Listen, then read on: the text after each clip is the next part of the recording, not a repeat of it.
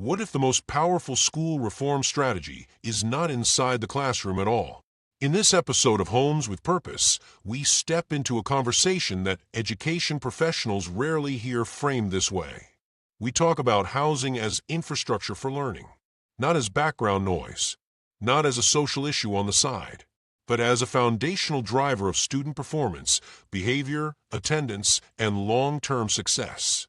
Every day, educators work tirelessly to close achievement gaps. You refine curriculum.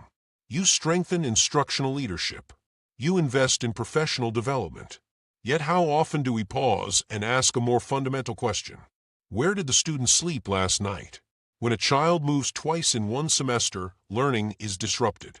When a family faces eviction, stress enters the classroom before the bell rings. When rent consumes more than half of household income, cognitive energy shifts from algebra and literacy to survival and uncertainty. Housing instability does not announce itself. It quietly reshapes attention spans, emotional regulation, and engagement. As someone who works at the intersection of healthcare, housing, and community systems, I have seen how stable housing changes outcomes. Health improves. Employment stabilizes. Family dynamics strengthen. The same principle applies to education. Stability builds focus. Stability builds confidence. Stability builds routine. And routine builds academic growth. Let me share a moment that stayed with me. A district leader once reviewed mobility data alongside standardized assessment trends. The correlation was clear. Students experiencing frequent address changes consistently showed slower academic progress, even when instructional quality remained strong. The problem was not teaching. The problem was turbulence at home. This is where real estate enters the education conversation.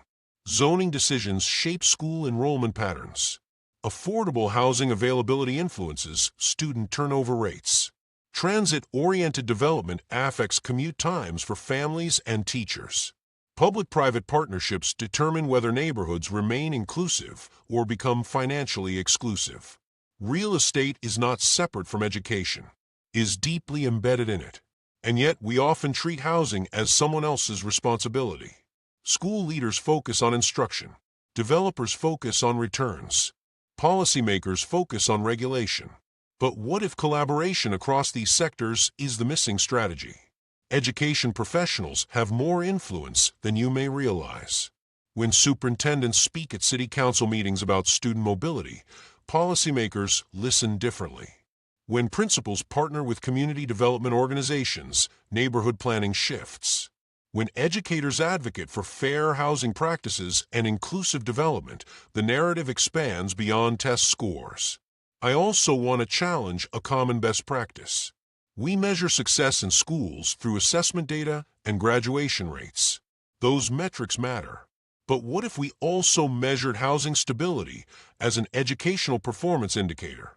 What if school improvement plans included partnerships with housing authorities? What if financial literacy education extended to rental rights and pathways to home ownership for families? These are not abstract ideas. They are practical strategies. Schools can host community housing information nights. Districts can collaborate with local developers to understand upcoming projects. Education leaders can advocate for mixed-income housing near high-performing schools.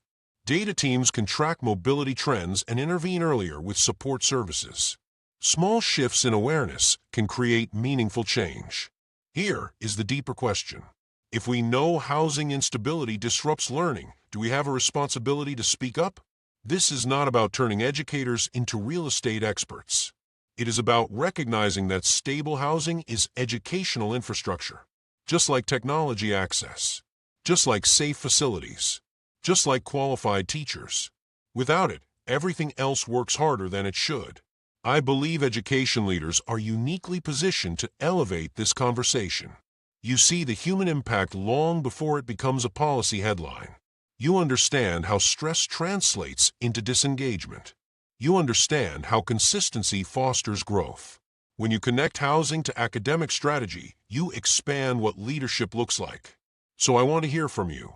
Are housing challenges visible in your schools? Have you seen the connection between student mobility and performance? Leave a comment and share your perspective. Start this conversation within your district. Share this episode with a colleague who needs to think differently about student stability.